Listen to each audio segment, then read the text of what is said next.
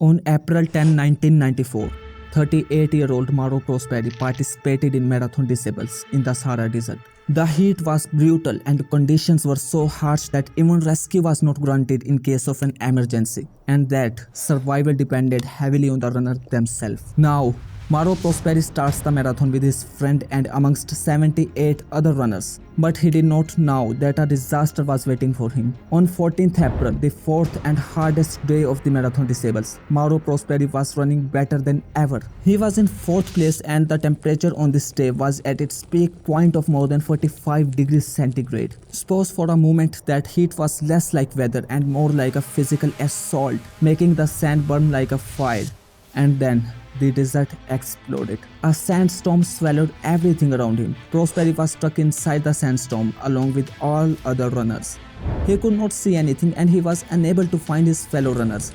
He feared that he would be buried in the sand or lose his position in the race if he stopped running during the storm. So he ran continuously and blindly for the entire 8 hours, which was one of his biggest mistakes. Prosperi was hoping that he would soon find his fellow runners and get into the race again, but it was the opposite. At that time, he was lost in one of the most challenging survival places on earth, the Sahara Desert, without sufficient food, water and any hope of being rescued. But what he did next, and did he survive or die? Well, I am Asad and the story has just started. The Sahara Marathon was brutal because of its vast sands and scorching heat of the Sahara Desert that were turning every step into a battle for survival.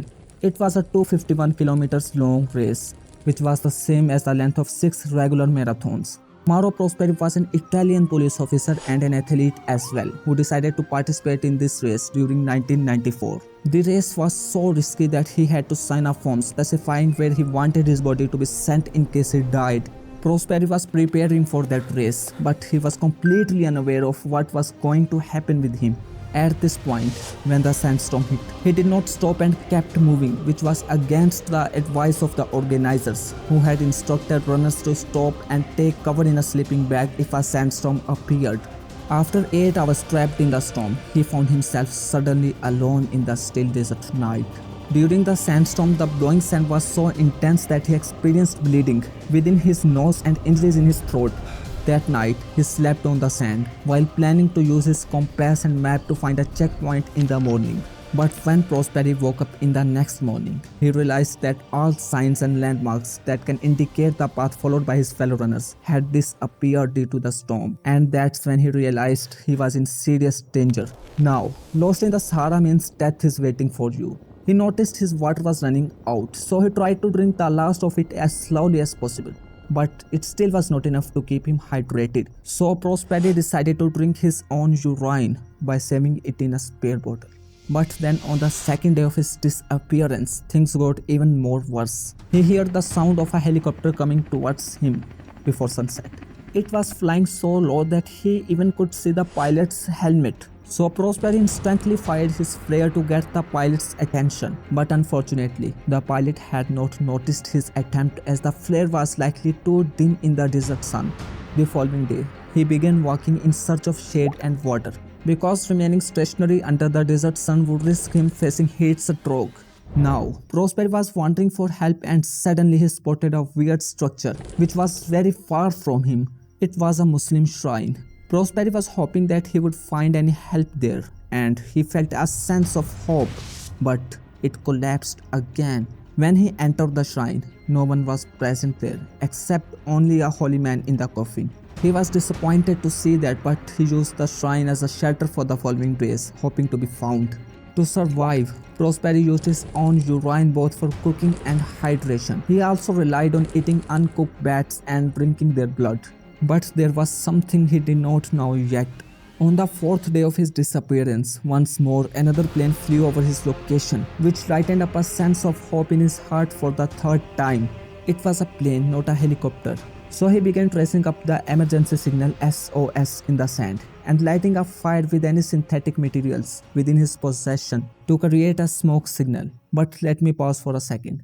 As the fire begins to light up, another sandstorm hits, making Prosperi helpless once again. When he failed to attract help, he wrote a farewell message to his family with a piece of charcoal. Then at night, he used his pocket knife to cut his wrists and lay down in the shrine, waiting to die overnight from severe bleeding. But by morning, Prosperi awoke with minimal bleeding upon his wrists, and he was still alive because of the severe dehydration.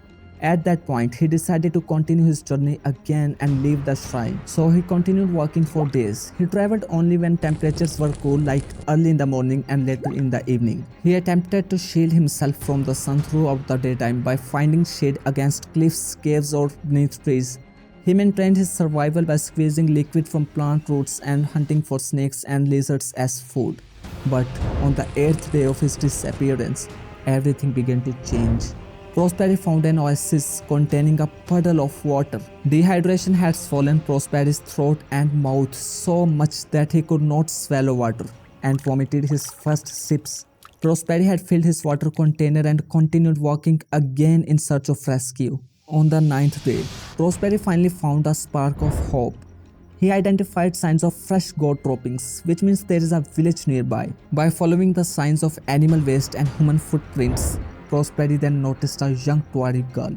By running towards her and begging for help, he scared her. The girl ran away screaming and disappeared over a dune. But the real twist was just around the corner. The young girl returned with her grandmother, and after realizing about him, she led Prosperi towards a Berber tent in the Tuareg camp. After 9 days of deadly disappearance in the Sahara, Prosperi finally found help from the Tuareg women. Now, after rescuing him, Tuareg men carried him on a camel for several hours to the nearest village. At that time, he was in Algeria, and there, Prosperi was turned over to a patrol of military police who arrested him, assuming he might be a Moroccan spy. After being taken to a base and interrogation, they finally confirmed his identity and moved him to a hospital in Tindouf.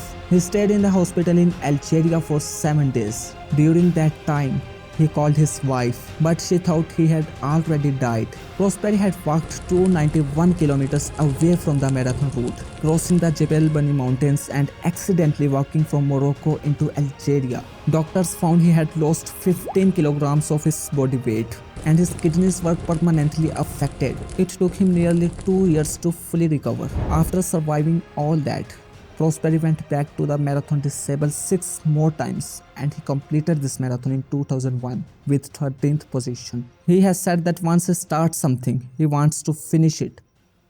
Subscribe.